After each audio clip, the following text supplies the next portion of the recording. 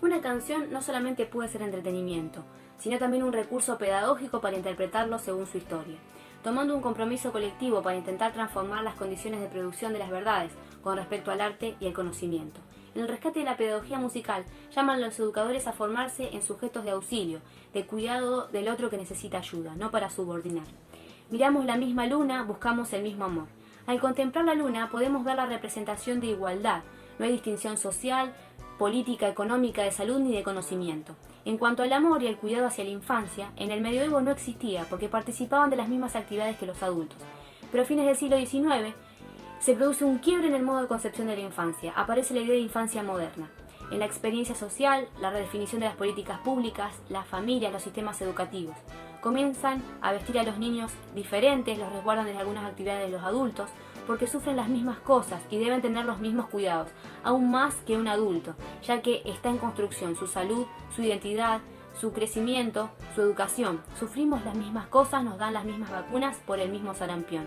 Algunos autores hablan de la infantilización de la infancia en estos cambios y en esta jerarquía entre niño y adulto, que viene de la idea de no saber, de latencia, estado de espera para ser alguien en un futuro.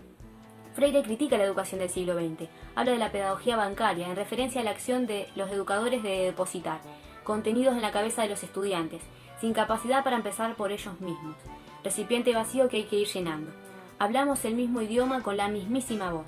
Freire propone un tipo de educación basada en la libertad, en el diálogo, la autonomía y el pensamiento consciente y crítico, el poder transformador de la curiosidad y de la pregunta. Las personas que se creían seres inacabados ante la situación de libertad podían aspirar a ser más.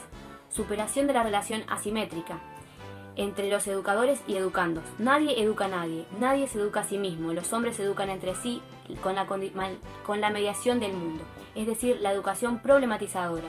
Los que no tenían lugar para ser escuchados, que parecían hablar otro idioma, iban a empezar a tener su espacio.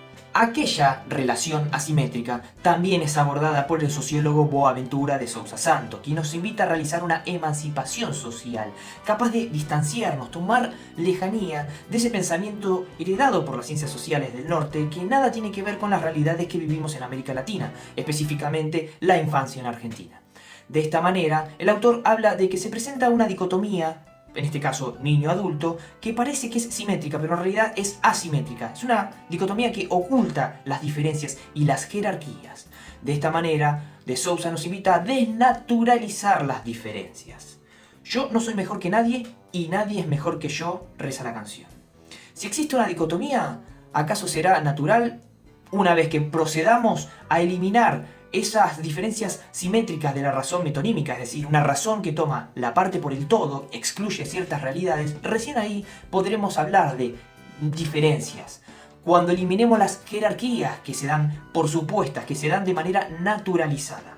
A su vez también la autora Sandra Carli nos habla de que en Argentina específicamente, en la época del contexto donde se desarrolló la obra y la canción Derechos Torcidos, también se empezó a gestar una imagen fuertemente considerada de la figura del niño de la calle y el niño de country. Dos ambientes, un ambiente hostil y un ambiente completamente polarizado, donde crearon dos realidades sociales completamente diferentes. Por eso tengo los mismos derechos que tenés vos.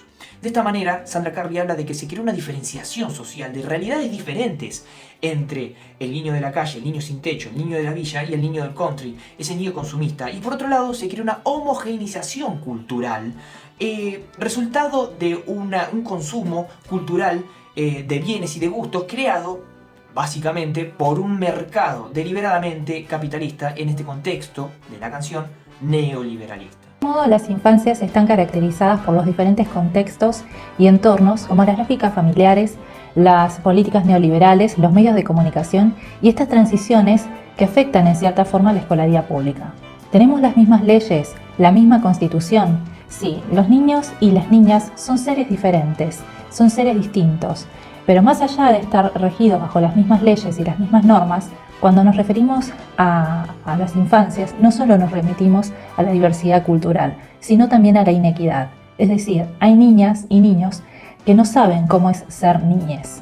Sostenemos entonces que la categoría de la infancia es una construcción social que no corresponde solamente a una cuestión etaria o a características particulares de un grupo, sino un conjunto de valoraciones que le otorga una sociedad en una época determinada. En este sentido, pensar a las niñas y a los niños como sujetos de derecho significó un pasaje por distintas construcciones acerca de lo que la infancia era y debía ser, porque es una construcción y una desconstrucción constantes. Quienes deben luchar por esos derechos somos los adultos, a quienes nos cuesta muchas veces reconocer al otro, humanizarnos y romper con esas estructuras y discursos hegemónicos, donde solo vemos a los niños como un paso a la vida adulta. Como lo menciona la Nati Trainer, ¿cómo pensar a las infancias hoy? Una pregunta recurrente que va a aparecer en cada época y donde quizás deban estar consideradas las nuevas problemáticas que surjan en ese momento. Por ejemplo, ahora cómo pensar a las infancias hoy en medio de la pandemia. Pinchamos la misma papa con el mismo tenedor. La educación tiene que ser o debiera ser una práctica que esté atravesada por la libertad. Tiene que ser compartida a través del diálogo colectivo, a través de una comunicación transversal, a través del amor y de una lucha emancipadora de la educación.